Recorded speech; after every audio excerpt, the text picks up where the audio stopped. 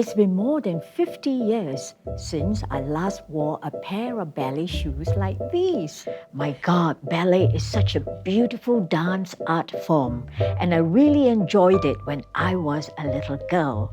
And speaking of ballet, one person whom I really admire today is a good friend called Sylvia McCully. Sylvia has been dancing ever since she was only 5 years old.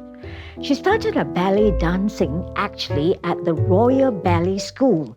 Now, it was not easy for her, but she, with her grit, determination, and also, oh my God, hard work, she is a great dancer.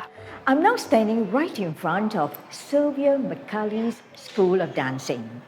I would like to invite you to enter the premises with me and meet the doyen herself. I actually started teaching for the Young Musicians Society, and we actually taught children for $10 a month. It was actually Charles Lazarou who said, Sylvia, you really ought to start your own school. So I've actually been here 42 years now. When I was in the Royal Ballet School, I was very, very fortunate because at that time, Fontaine was still dancing and her partner, Nureyev, was still dancing.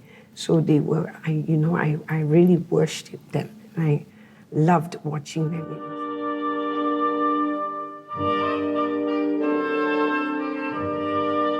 It all started with the very first one in 1988, done at Victoria Theatre.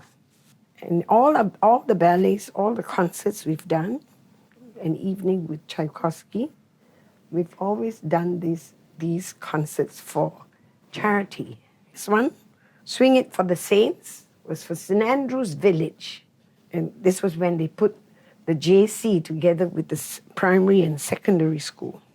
And here's me when I was pregnant for my son, Jonathan. This one, which was to help mental health awareness. So my students know what it is to use their art and do work for charity, and they love this. But unfortunately now, we've not been able to do anything since 2018.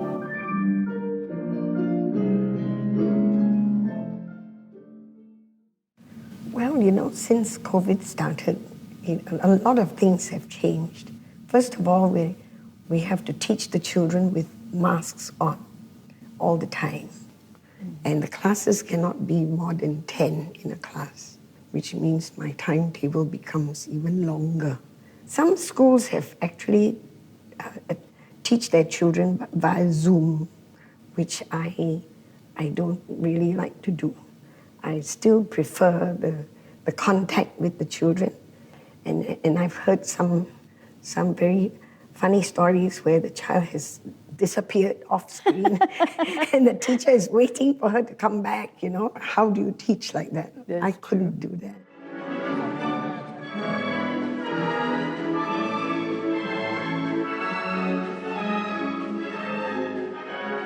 My dear Sylvia, you have contributed so much of your time and your energy to even charity organizations.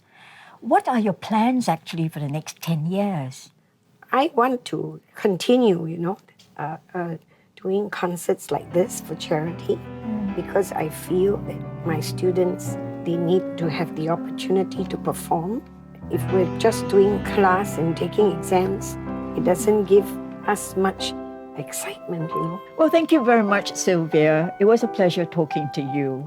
And like I always say, once a dancer, always a dancer. I'm Belinda Sunshine for Singapore One.